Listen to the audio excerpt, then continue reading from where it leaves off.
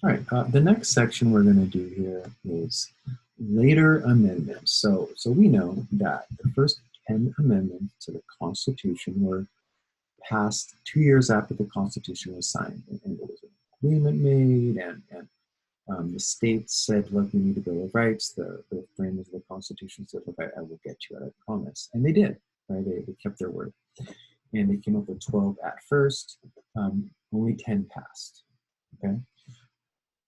But we also know we have 27 amendments to the Constitution. So what were 17 through 27?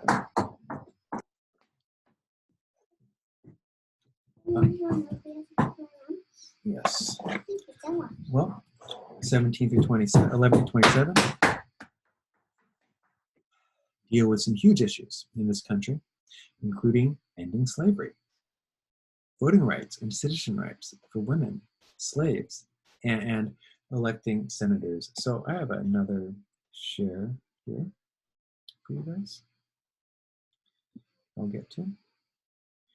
And this is going to be your full breakdown, okay? This is 11 through 27. And let's just break them down. Let's talk about all of them, especially the ones that matter regularly in our lives. I like 11. I don't want to downplay 11 passed 4 years after the Constitution was passed. It has to do with jurisdiction, like what courts should see what cases important, maybe not as important in most of our lives. But the 12th is the Electoral College. And we know that over the last 20 years, over all of your lifetimes, that 2 of the 5 elections in your lifetimes, the person who got less votes won. And that's because of the Electoral College. So in 2 of the 5 elections of your lives, the person who got less votes won president. This doesn't happen in state governors and mayor races, and senator races, and House of Representatives. There's only one race that popular vote doesn't matter, and that's for president, and that's because of the 12th Amendment. And if you don't like that, if you don't like the Electoral College, well, you would have to get a constitutional amendment passed to make that change. And that's incredibly hard. You would be asking certain states to give up power, and people don't give up power easily. So this is a tough one if you think that popular vote is the way to choose your president. Now, 13 through 15, there's a bunch in the 14th Amendment, but basically 13 through 15 end slavery. 13 ends slavery, 14 deals with citizenship of people, and 15 deals with the right to vote of former slaves. 16 is the income tax. Yeah, there was no federal income tax until 1913. As a matter of fact, a large amount of the money they got was through sin taxes, taxes on alcohol. And then when Prohibition came, which was the 18th Amendment, it forced the states to look for, or the country to look for a different source of revenue. So they saw Prohibition coming. They said, we gotta pass an income tax or else we're gonna go broke. So this allowed for the income tax. We know that the largest percentage taken out of our paycheck is by the federal government, not by the state, but largely by the federal government. It's not even close. 17 has to do with popular election of senators. I mentioned this before. In that same year, they said, let's fix some things with our country. Okay, if you look at the years, right, we have a few here at the beginning, and then we have all of these slavery-related issues. And now we're going to have a period where there's 4 amendments that are passed within a 7-year period. Income tax, popular election of senators. Before this, people didn't get to vote for their senators. They were chosen by the state government. And now people can. Then we have prohibition, which doesn't last, and then the right to vote for women, suffrage. What a weird name for the right to vote, I've always thought. But yeah, suffrage, the women earned the right to vote or fought for and obtained the right to vote in 1920. 1933, we have the repeal of prohibition. They say, never mind, we want to have alcohol. And then the 20th Amendment has to do with the actually, I think I saw it on in here. I think 20th Amendment is when the new president takes over. So it used to be that the president's elected in November, but doesn't take over, I think, until March. And in this case, they say, no, no, let the president take over in January, end of January, but still January. Remembering that the new House of Representatives and the new Senate are being sworn in like January 3rd or 4th, that first week of January. And then 2 weeks later, 3 weeks later, the president is sworn in, new government.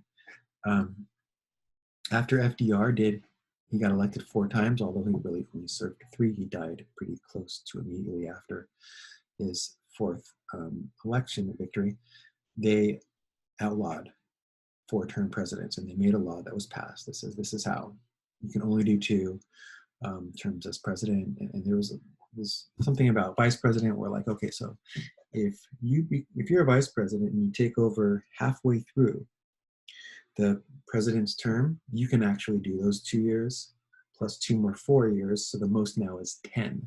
So in theory, right, if Mike Pence were to take over as vice president, last year, he could have gotten 2 more terms and gotten a total of 9, maybe even 10 years if he had taken over after the 2-year mark, which is no reason he would have, but I'm just saying in theory.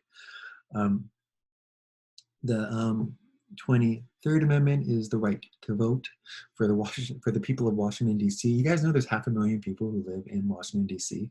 who didn't have the right to vote for presidential elections until 1961. I mean, that's just so undemocratic. I mean, that is literally taxation without representation. To this day, these people don't have senators, and some people consider that to be a problem. They say, why don't you just put D.C. in with another state, and let those people's vote count there? Or why don't you make D.C. its own state? These are discussions that are going on there because, again, no taxation without equal representation is an ideal that some people think belongs in this country. The 24th Amendment, prohibition on poll taxes. Yeah, they used to charge people to vote. Can you believe that? That's how they kept people from voting for a long time, especially in the southeastern part of the United States.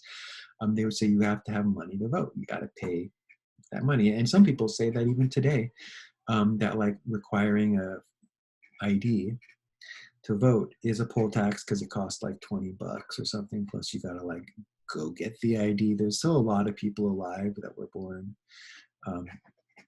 before like computers and all the stuff we have today, and they have all of their stuff is just like written out by hand. So that would cost more money, and they're saying that's a poll tax, but then other people say no, we should really have voter ID laws because we want to make sure with a photo that you're the person who's voting. And then the other people say, well, then let's pay for those IDs, right? Let's make them free so that sure, we'll make sure everyone gets 1 vote per person. No one's overdoing, but we have photo IDs, but let's make them free. And they'll go, no, we can't make them free because blah, blah, blah. So these are debates, and I don't have the answers. 25th has to do with presidential disability. If the president is like goes under or something, if he gets sick. This was brought up when Trump got the COVID. Like, what happens if he's on a ventilator? Would Pence take over? Like, when does Pence take over, right? These are all questions that are answered in the 25th Amendment. 26th was done at the end of the Vietnam War, giving young people the right to vote at 18. Yeah, it used to be 21 like alcohol, but the thing is that they used to draft people and send them to war at 18. So people were, the hippie generation, okay, was like, hey, old enough to die for our country, old enough to vote. And our country agreed. And again, we're seeing a grouping, right? That there were a bunch of amendments passed right here in this period. These amendments oftentimes represent periods of change in our country. And this was a period of change. This was the civil rights movement, and this was the Vietnam anti-war protests, and we see change made. And then lastly is a ridiculous one. I shouldn't say that. But it was written in the 1790s, and it wasn't passed until 1992 when I was 17, and it says basically that you can't give yourself a raise, right? That if you pass a raise for Congress, that it doesn't kick in until the next year, so you have to get reelected. It has to do with congressional money. It's so less important than the other ones, but I guess it is still important because we don't want these people to be like giving themselves massive raises, because then that would be almost like, I mean, I'd give myself a raise. I think I deserve a raise too. Give me some money. Okay, sorry. And that's it. Let me ask you guys, just well, no, let me just say this. I would know 5 of these if I were you, and I would know 5 of the first 10. You're going to want to know these amendments by number, and be able to tell me like what the important amendment numbers are. This will be on quizzes. This will be on tests. Know your amendments.